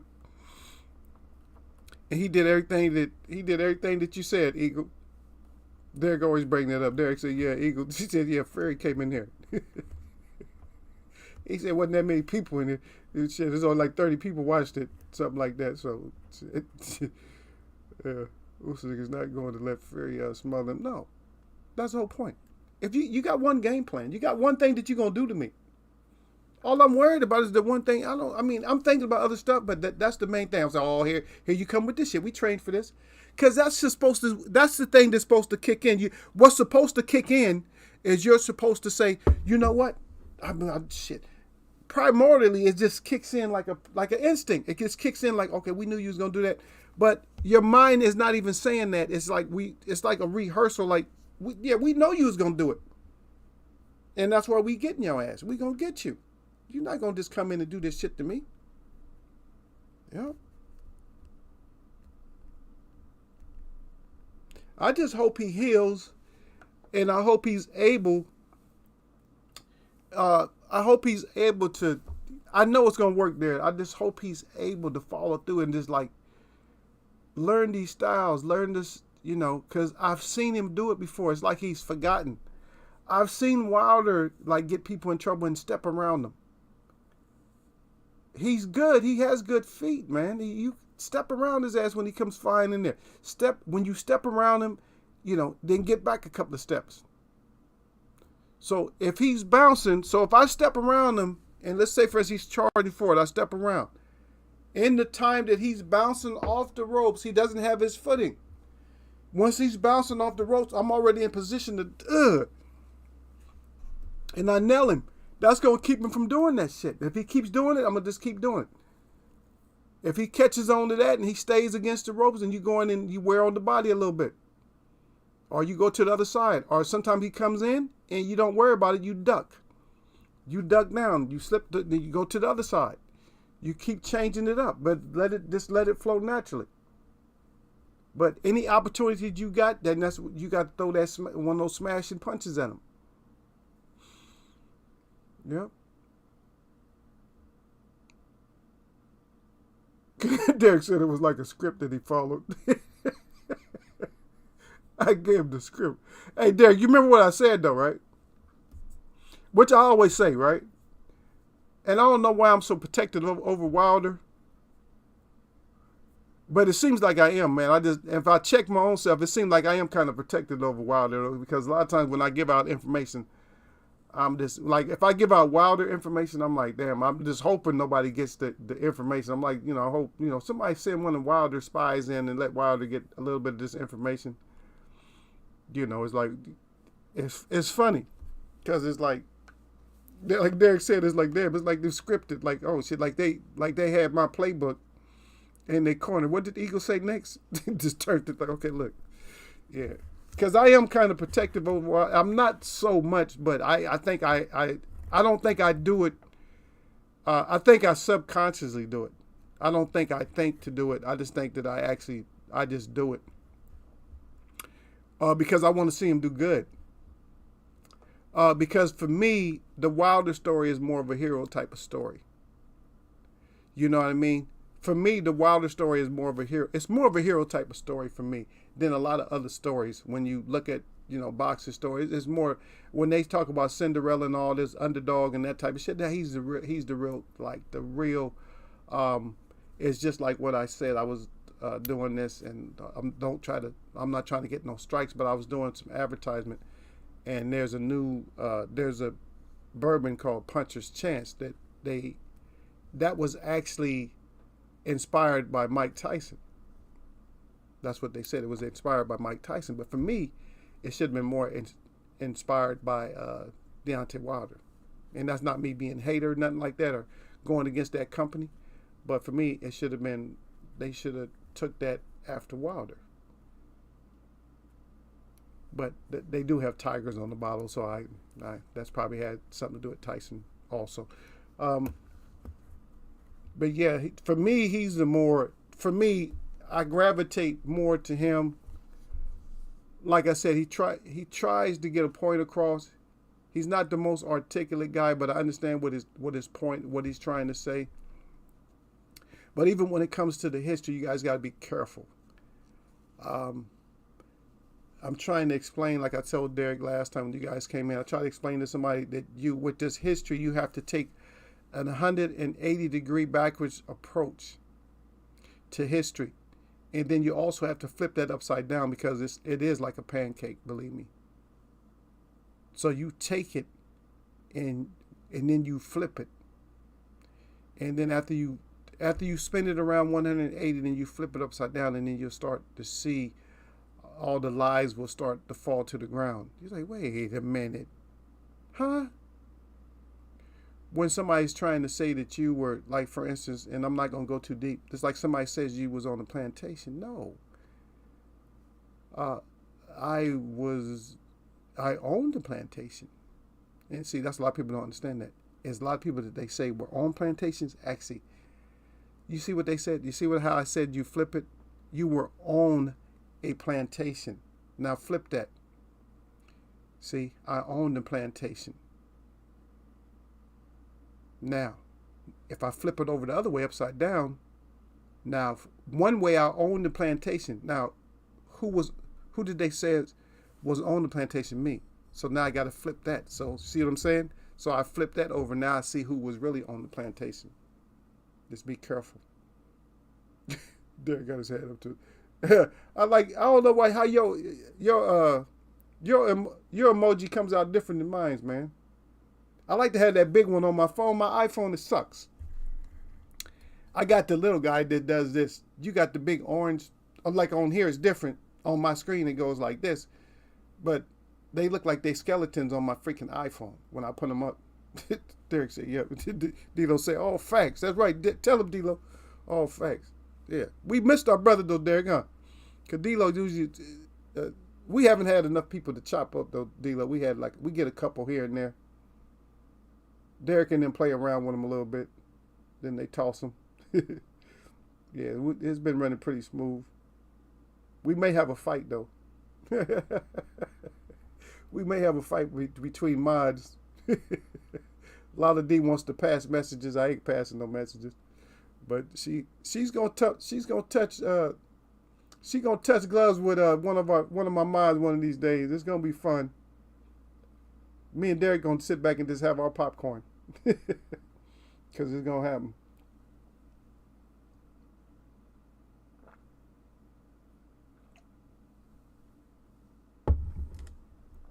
Yep.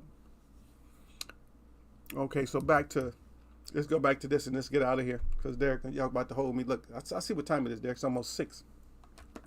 Y'all had me in here. Damn, y'all had me in here almost like 7 o'clock. And Derek didn't say nothing. And was that last week? Y'all had me, I was here almost 7 o'clock. And Derek didn't say nothing to the Eagle. Yeah. But all this talking is Shakur, like even with Shakur, none of you guys are scaring anybody. You're not talking anybody out of fighting you. Now you got about 3 fighters. You got like 3 fighters that want to fight Shakur. It's like everybody wants to fight you. If I might say, as people talk shit about Haney, but Haney is getting less call-outs than anybody. Shakur Stevenson's getting called out, but Haney ain't really getting like specific calls, and ain't nobody really calling Haney out. They talking a lot, but ain't nobody really calling out Haney. Haney's a problem. Now you can pretend like Haney's not a problem, and I'm gonna say 135 is deep. But to be honest, 140 is gonna end up in the next 2 or 3 years. Probably 140 is gonna be the deepest. Because you still going to have old heads in there that's not really old. What they call old heads. They're going to have some in there that's not. And these guys eventually will end up at 40. Stevenson would probably end up at 40 comfortable. Haney would probably end up at 40. They might leave Tank behind, or Tank might end up at 40. All these guys gonna end up at 40. Garcia, all these guys, they'll end up at 140, and then a couple of them will probably maybe even venture up to 47. Yeah,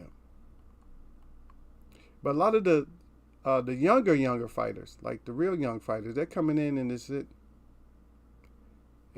just not looking as good. But hopefully we get some more. We'll get another group of champs to come in, potential champions, and you guys will finally let your O's go. I know some people were banking on you. They're saying that a lot of people are just saying, forget it. Let me fight and get rid of this. And I don't care if this O goes or nothing like that. Nah. I just like to talk about it. I'm not really even stuck on the O's myself. I don't know. I don't know if you're not fighting because of an O. You might be fighting because it's just not right. And we just got to talking about that too. Is that a lot of times when you put two fighters together, it's just not gonna pay out for you. Styles make fights, styles make no fights, and sometimes styles make no competition. It's just why are you wasting it? Why? Every last one of you have potential. Which all that means is that means we can stamp you like, oh yeah, you're approved to try because you're still a contender. You're approved. When we say potential, that means you're approved to try to show that you can show us or will your way into a championship or be a champion. Is that you all have the potential. But all of you are not going to be champions. Some of you are going to have to be gatekeepers. Some of you are just going to have to be just that tough guy that never made it. You guys don't want to fall into your place. All of you have to fall into a place. You're not all prospectively that prospective. You like the way I put that? All of you are not like that, so you're not going to make it.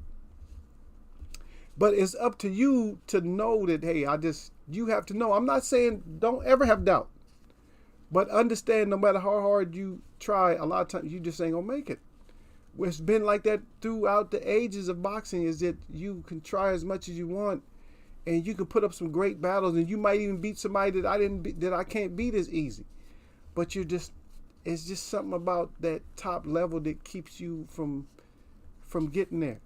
Just like when Muhammad Ali beat Sonny Liston, Sonny Liston was never going to beat Muhammad Ali because it was, when they talk about it being a mental game too, it is a mental game.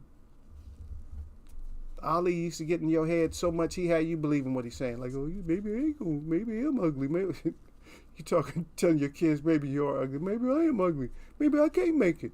I am just a gorilla. Yeah, he's right. You go in the fight all sad and shit and get beat up. No, maybe not that bad. The Eagles over exaggerating, but still. But let's just see who the cream is. Let's just see. Just because, and see another thing, while you guys are protecting O's, see, this is why you're protecting O's, is just what I just said. The reason you're protecting O's is because you already know.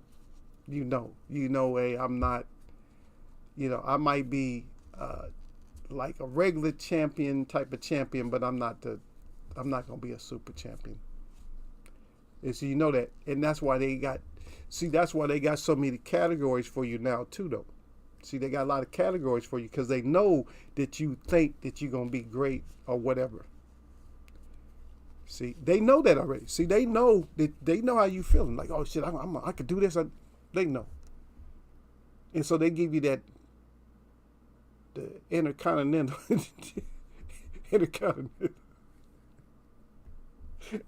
America's, something like that. Now, you got a belt from your state, Michigan, or whatever. So you get all these small belts and, but look at it like this, is that you had enough determination and you had enough heart to go and, and to venture in and to try. And there's nothing wrong with that. I mean, even if your regular belt or whatever belt you got in your medals, if that suffice with you, then that's good. That's cool. It's like, okay, That's still an accomplishment.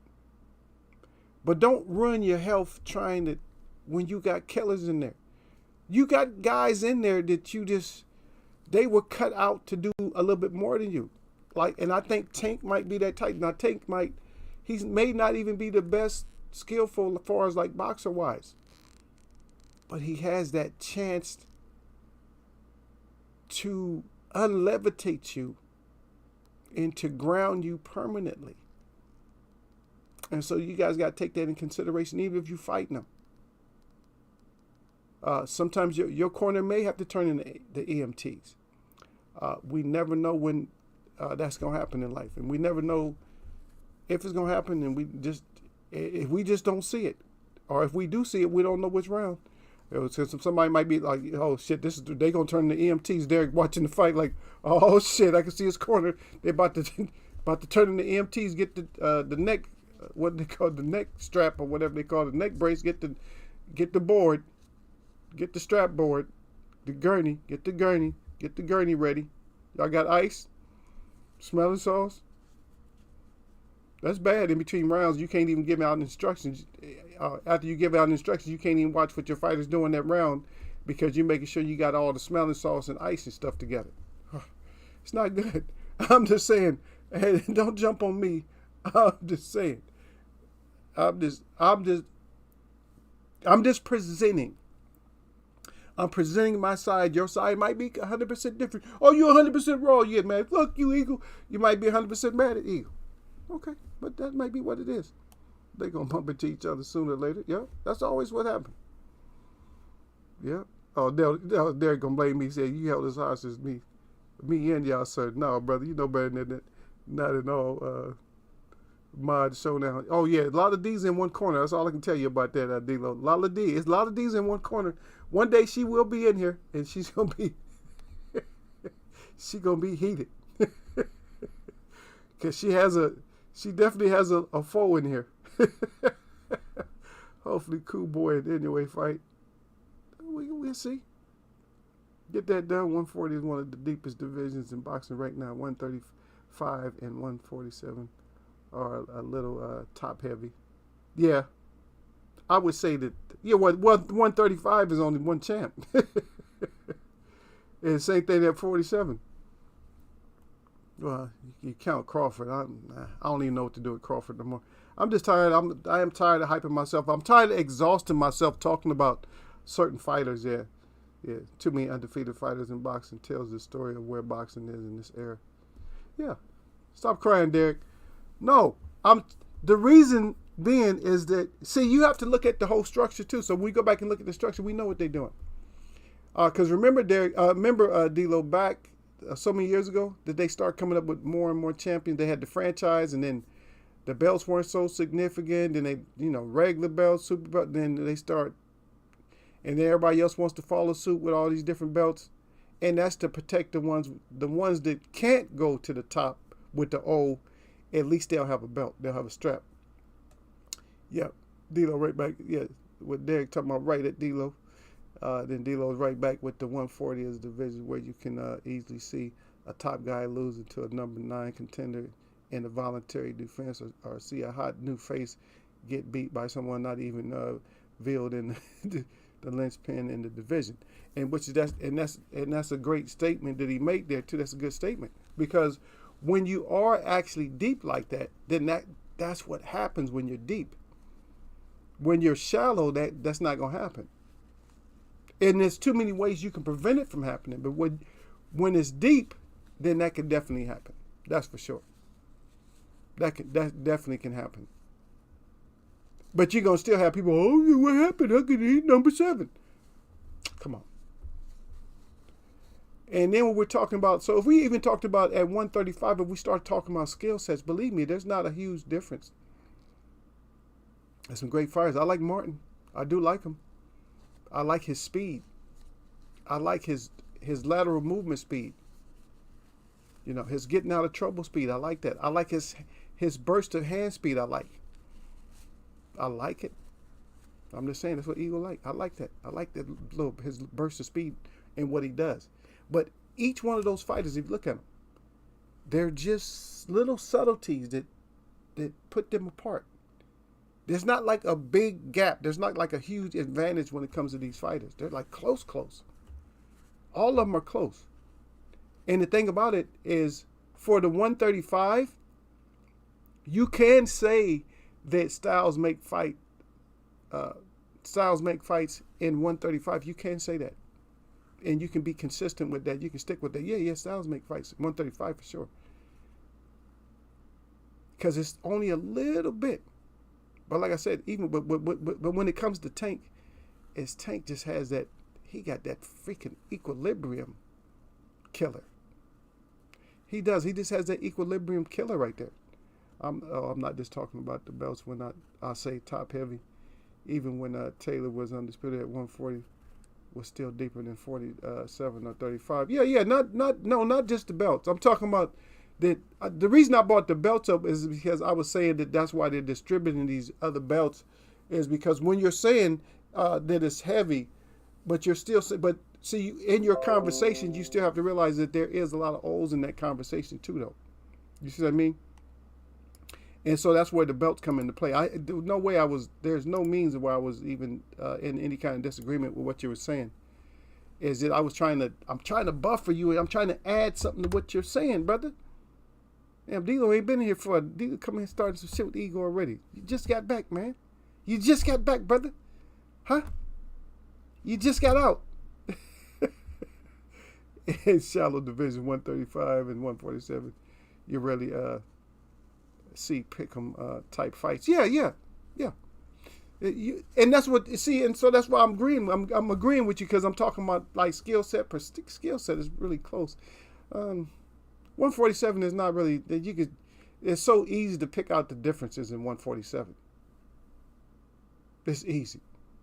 135 it's harder to pick out all the different. Like, oh shit, he's good here. Oh, he's good here. Yeah, they're really the skill sets are really close. They're closer, in part because the talent gap from the top to the next tier are too down and steep. Yeah. But you got these guys where you got so many of them that is really close. I think I'm saying what you're saying, D'Lo. Am I saying what he's saying? Derek D'Lo he's starting trouble with Eagle. I ain't seen my brother Lil White come in. He's starting trouble, starting that D'Lo shit again. Nah, I'm just kidding with my brother. I appreciate him. Yeah, you already know. Hey, we missing a lot of people though. Where's Sir? Sir didn't come through. Lala, who else? I'm waiting for Ryan to come in and start shit. Ryan need to start some shit in front of D'Lo too. Because that way we can get D'Lo's take on what Ryan be saying. Ryan come in and be starting some shit. Yeah.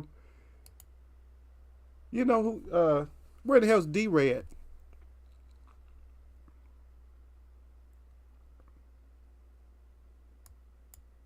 D-Ray is, maybe because I didn't put nothing up in about Bud, so D-Ray ain't coming in. D-Ray, you need to bring your ass up in here. Don't stop by just to give me a thumbs up. You need to get your ass up. You need to get your ass up in here, D-Ray. We know you love some Bud. You don't even want to come in no more because you think I'm not going off on Bud about nothing. I don't care. It just seemed like to me that Bud might have, yeah. Yeah, Derek said, yeah, Ryan got no filter. No, hell no, Ryan will work. Or Mr. or working, he got no filter. He probably had to work or something. But yeah, he got no filter on it. Yeah. That's y'all sir's boy. Yeah. But yeah, I like I said, when it comes to the Bud, I have nothing to say. I just think that it might have been something that it's starting to seem like he might have killed that whole Errol Spence thing. And somebody made up a great point. I forgot who. I don't know who it was, but somebody was saying that that once Earl has his mind set on something, that's what he goes with. And I'm noticing that he's saying, even when it comes to Charlo, he's saying, no, Charlo, if Bud ain't fighting me, he ain't fighting Charlo. That's all this on Earl's mind. He just is Bud.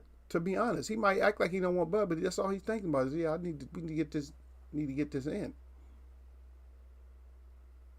It's just crazy how we just not getting the fights and people running off getting money. And a lot of stuff that Earl said made sense too. If did you run off and go get some more money, you could at least told me that you had to go run off and you wanted to go run off and get get a bag and then go back to negotiating or whatever. I don't even know. I'm not in that process. So I stay in my lane when it comes to that. But I'm just saying, what it sounds like to me is that Earl was sincere about the fight. That's all I can say about it. I'm not going to say that Bud wasn't sincere, but it just seemed like you working on one plan but you got another plan that quick. It just for me, it just don't seem right. That's like a damn car deal. That would sound like to me a car deal or something. Okay, Dilo said I'm behind 128. He said I had a phone call. My bad. He said that's what's going on. Yep. Yeah, but Ryan do. He right. Derek, he don't have no filter. Okay, but let me see. So we write a little bit after 6, and Derek knew it. He didn't say nothing. He's oh, by the way, Eagle was 6. So time Dilo get this, it'll probably be 6:03, somewhere around there. Once he catches up. Well, yeah, he'll catch up. It'll be a little bit later for him. Oh, I took away minutes. So for him, it'd be like 6:06 or 6:07 time he gets to this part of where I'm at now. But we'll get back Wednesday. We'll get back on probably some of the same topics about this stuff, because for me this was actually a good discussion about just current fighters and a little bit of the past fighters and the dynamic of what's going on with these boxers. You know, the whole thing of the dynamic. D'Lo brought up some good points. Derek, you bring up some good things. The whole dynamic of why we're not getting what we need to, and which divisions is a division that should be popping. 135 should be popping. And like I said, I told you guys months ago, I said all the excuse fights we're running out of all the excuse fights. So we got to start getting good fights now. I just can't see none of these fights. Even at 47, I can't see the top guys. Just who you gonna fight now? It's like, who you gonna fight? It's like there's not too many more fights where there's not gonna be a clash of what we might call titans or the elite. There's just not. There's just not too many more ways you can't escape. I don't know how many more passes. I don't know if I can give Bud a pass to fight nobody else. Bud, you can't. You got to fight Earl next. Who are you fighting? Who can you fight? I don't even know how much of a respect I would have if you fought Keith now, because it wouldn't make sense if you fighting Keith and you didn't fight Earl. It just don't look good. I'm just saying, that's my point. You get mad at me, won't you? Fuck you, Eagle. People get so mad at Eagle all the time. There, see him doing the minutes again. Anyway, my shout out to all the real people that I see, and my shout out to all y'all that mess with me. And Derek, get your ass out of here, Derek. D'Lo, salute, brother. Thanks for coming back through. And I know y'all, the ones of y'all that came late, y'all can't respond.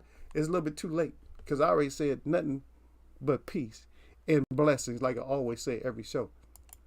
Because that's what it's about, brother. It's about peace and it's about blessings. I'm going to catch y'all.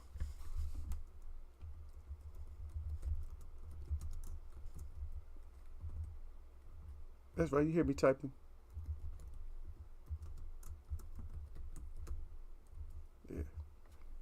Yeah. Oh, mine's almost got caught up with that autocorrect like Derek did earlier. Freaking autocorrect.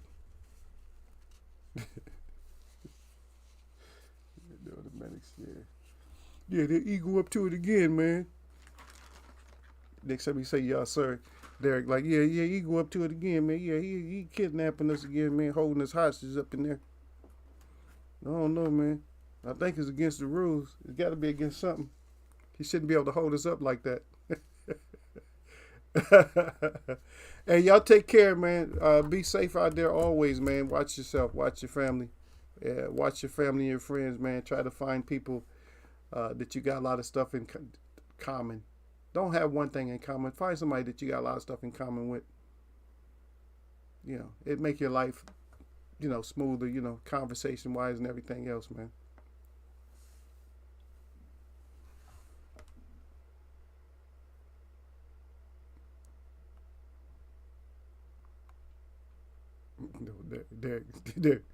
They're getting on Eagle. Yeah, that damn Eagle. Let me see what Derek got. Yeah, the Thurman fight should have happened once Bud first went to one for right. And why he didn't Even that. See, only why I can stay in here longer. I only want to stay in here, Derek. How come he didn't fight him? He could have fought him instead of fighting all his nieces in them. Why you fight all somebody's nieces in them? You fought all the nieces in them. You should have fought Thurman. Maybe you could have got 15 million. If you did get 10. All right, y'all. I'm out.